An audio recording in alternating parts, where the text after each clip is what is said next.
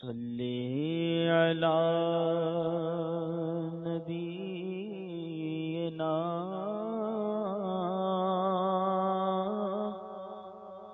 صلی علی محمد. الحمد للہ وسلام علی عبادہ الذین اصطفى.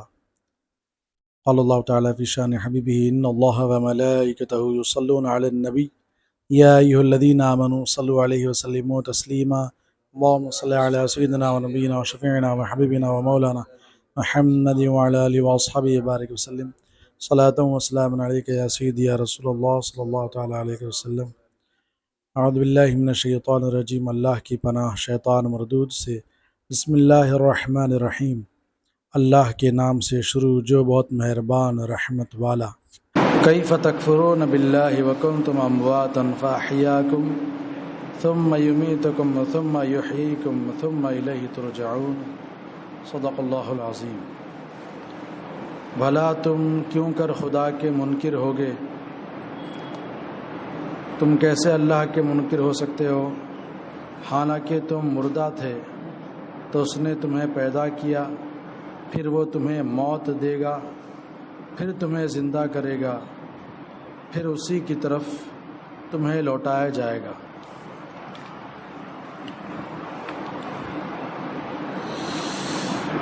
توحید اور نبوت کے دلائل اور کفر و ایمان کی جزا و سزا کے ذکر کے بعد اللہ تبارک و تعالی نے اپنی خاص و عام نعمتوں کا اور قدرت کی عجیب نشانیوں کا ذکر فرمایا، اور کفر کی خرابی اور برائی کو کافروں کے دلوں میں بٹھانے کے لیے ان سے خطاب کیا. یعنی یہ خطاب کہ کیف تکفرون باللہ، یہ کافروں سے ہے کہ تم کیسے اللہ کے منکر ہو سکتے ہو، حالانکہ تمہارا اپنا حال اللہ تعالیٰ پر ایمان لانے کا تقاضا کرتا ہے، کیونکہ تم بدن میں روح ڈالے جانے سے پہلے تمام مراحل میں مردہ تھے، یعنی کچھ نہیں تھے یا بے جان جسم تھے. پھر اس نے تم میں روح ڈال کر تمہیں زندگی دی، پھر زندگی کی مدت پوری ہونے پر تمہیں موت دے گا، پھر تمہیں زندہ کرے گا.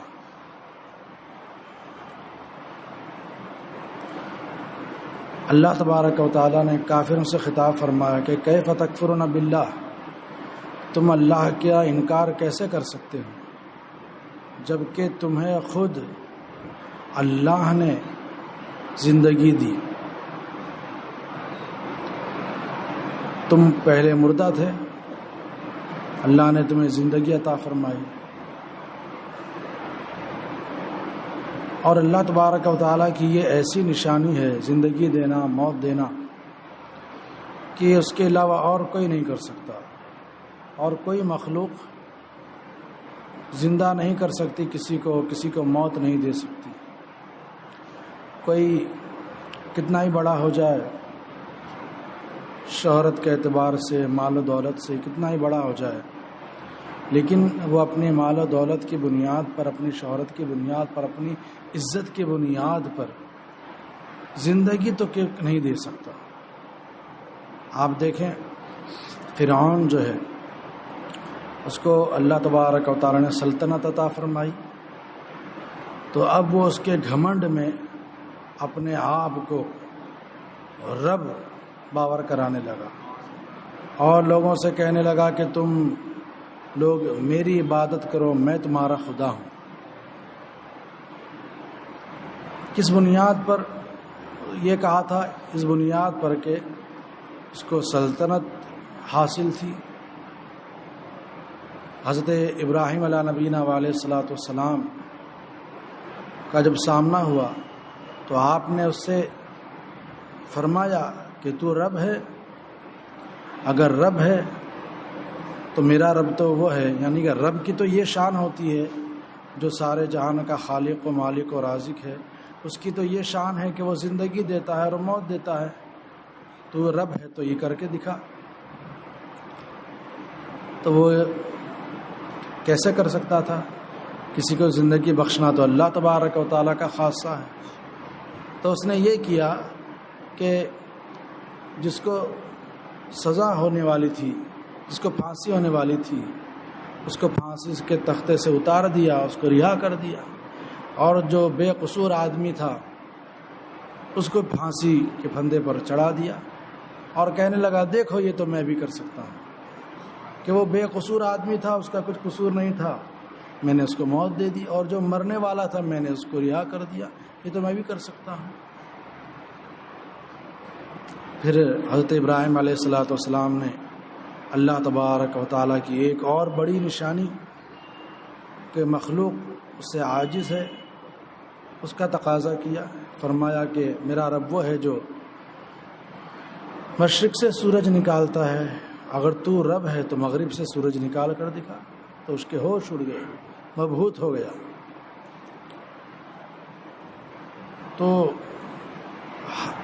آدمی اگر اپنے حال پر غور کرے تو اس کا حال ہی اس بات کا تقاضا کرتا ہے کہ وہ اللہ پر ایمان لائے، کیونکہ ہر آدمی کو اللہ تبارک و تعالیٰ نے سوجھ بوجھ عطا فرمائی ہے، عقل کی دولت عطا فرمائی ہے۔ وہ یہ سمجھتا ہے کہ کوئی بھی چیز خود سے نہیں بنتی ہے، کوئی چیز خود سے نہیں بنتی ہے، کوئی اس سے بنانے والا ضرور ہوتا ہے۔ جب معارض وجود میں آتی ہے وہ چیز، چھوٹی سے چھوٹی چیز ہو یا بڑی سے بڑی چیز ہو، خود سے نہیں ہوتی، اس کا بنانے والا کوئی ہے۔ تو یہ چاند و سورج، ستارے اور یہ نباتات، یہ سب خود سے کیسے بن سکتے ہیں؟ تو کوئی تو ہوگا جو اسے بنانے والا ہے۔ تو اگر اس بات پر غور کرے تو اس نتیجے پر پہنچے گا، ہاں کوئی ذات تو ہے جو یہ کارخانہ قدرت چلا رہی ہے، آسمان و زمین کا نظام چلا رہی ہے، اور وہ ذات اگر ہے تو اللہ کی ذات ہے۔ تو کافر جو ہے اللہ تبارک و تعالیٰ کے رب ہونے کا انکار کرتے تھے، اللہ نے فرمایا کیف تکفرون باللہ، تم کیوں کر کفر کر سکتے ہو، حالانکہ تم مردہ تھے، اس نے تمہیں پیدا کیا، پھر وہ تمہیں موت دے گا، پھر تمہیں زندہ کرے گا۔ زندگی دینے والا بھی اللہ تبارک و تعالیٰ کی ذات ہے، اور موت دینے والی ذات بھی اللہ تبارک و تعالیٰ کی ہے، اور کوئی نہیں ہے، جو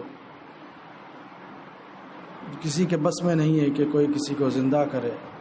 حضرت عیسیٰ علیہ السلام کو اللہ تبارک و تعالیٰ نے یہ معجزہ دیا تھا کہ وہ مردوں کو زندہ کرتے تھے، تو کیسے؟ وہ اللہ تبارک و تعالیٰ کے حکم سے، بإذن اللہ، اللہ کے حکم سے، اللہ کی اجازت سے۔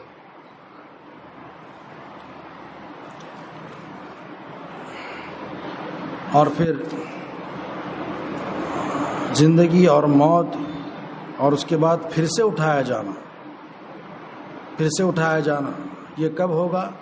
یوم الحشر، قیامت کے وقت، کہ اللہ تبارک و تعالیٰ سب کو پھر سے اٹھائے گا۔ اور یہ ضروریات دین میں سے ہے یہ مسئلہ کہ موت کے بعد پھر سے زندہ ہونا ہے، اللہ کے حضور حاضری دینا ہے، اللہ کے سامنے پیش ہونا ہے۔ اور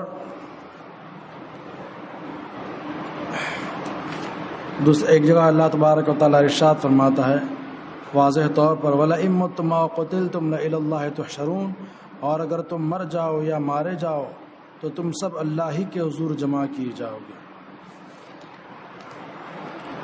اور یہ ایسا مسئلہ ہے، ضروریات دین میں سے یہ وہ بات ہے کہ جس کی تبلیغ سارے نبیوں نے کی، سارے انبیاء کرام نے اس بات کی تبلیغ کی کہ مرنے کے بعد پھر سے زندہ ہونا ہے اور اپنے کیے کا حساب دینا ہے۔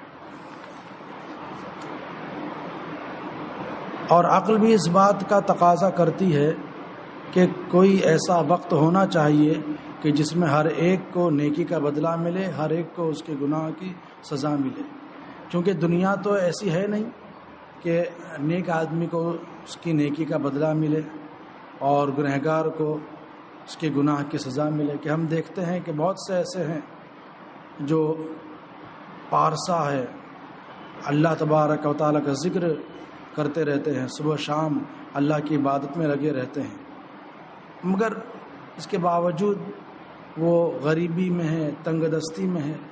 اور ایسے بھی لوگ دکھنے میں آتے ہیں کہ بڑے فاسق و فاجر ہیں، نافرمان ہیں مگر وہ بڑے عیش و عشرت کے ساتھ رہتے ہیں۔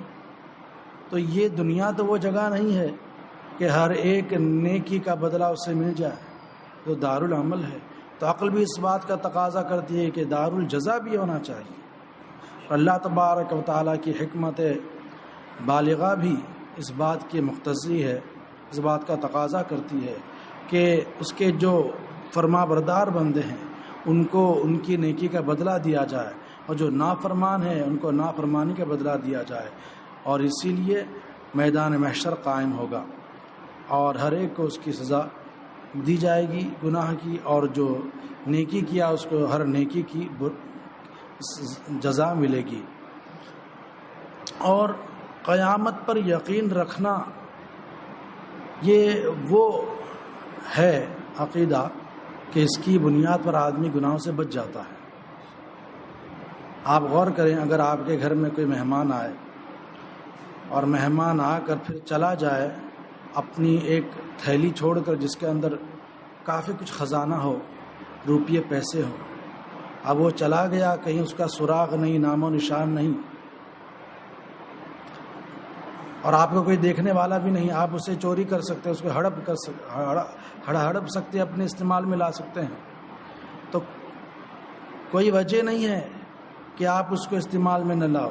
ایک وجہ ہے، کیا؟ کہ آپ کو یہ یقین ہے کہ مرنے کے بعد جو کیا اس کا ہمیں بدلہ ملے گا۔ اگر ہم چوری کرتے ہیں تو اللہ تبارک و تعالیٰ کے حضور جو ہے پیشی ہوگی، اور اس کا ہم سے جو ہے اس کی پوچھ گچھ ہوگی۔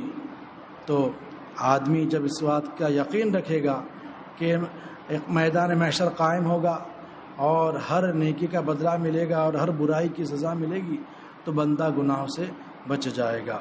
تو اللہ تبارک و تعالیٰ اس آیت کریمہ میں کافروں کو خطاب فرمایا، کیف تکفرون باللہ وکنتم امواتا فاحیاکم، بھلا تم کیسے اللہ کے منکر ہو سکتے ہو حالانکہ تم مردہ تھے، تو اس نے تمہیں پیدا کیا، پھر وہ تمہیں موت دے گا، پھر تمہیں زندہ کرے گا، پھر اسی کی طرف تمہیں لوٹایا جائے گا۔ اس آیت کے آخری حصے سے بھی معلوم ہوا کہ قیامت برپا ہوگی اور ہر ایک کو اس کی کیے کا حساب دینا ہوگا۔